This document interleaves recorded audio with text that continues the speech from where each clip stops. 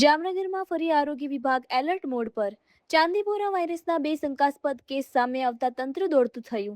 આખરે શું છે સમગ્ર મામલો? નમસ્કાર, તમે જોઈ રહ્યા છો પાટનગર સંદેશ ન્યૂઝ. જામનગર શહેરના દિગ્જામ સર્કલ વિસ્તારમાં ચાંદીપુરા વાયરસના 2 શંકાસ્પદ કેસ નોંધાતા આરોગ્ય વિભાગ સતર્ક બન્યું છે.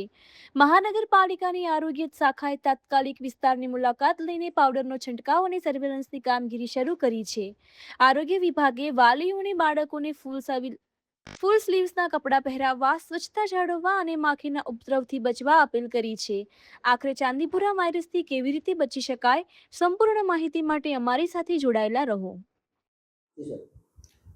ડૉક્ટર હરીશ ગોરી, ઇન્ચાર્જ આરોગ્ય અધિકારી, જામનગર મહાનગરપાલિકા.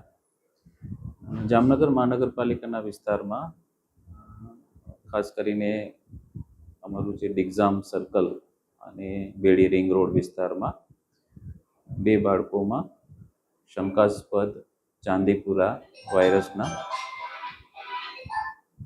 લક્ષણો જોવા મળ્યા છે અને ખાસ કરીને એ બંને બાળકો છે એને અત્યારે જીજીએચ ખાતે દાખલ કરવામાં આવેલા છે, ત્યાં સારવાર હેઠળ છે. વિસ્તારમાં આરોગ્યની ટીમ દ્વારા ઘરે ઘરે જઈને સર્વેલન્સ કરવામાં આવે છે, જેથી કરીને કોઈ અન્ય શંકાસ્પદ કોઈ આ પ્રકારનું બાળક મળે તો એને તાત્કાલિક યોગ્ય જગ્યાએ રેફર કરી શકાય.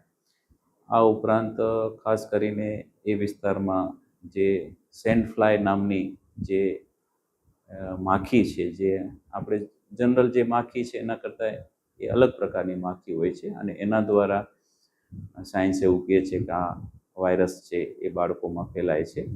તો ખાસ કરીને વાલીઓને આરોગ્ય શિક્ષણમાં સાંજના ટાઈમે જે બાળકો ઘરની બહાર રમવા નીકળે તો ફૂલ સ્લીવના કપડાં પહેરે, બૂટ પહેરી રાખે, જેથી કરીને માખી કરડવાની સંભાવના ઘટાડી શકાય છે અને આ રીતના આરોગ્યની ટીમો ત્યાં વિસ્તારમાં કામ કરી રહી છે.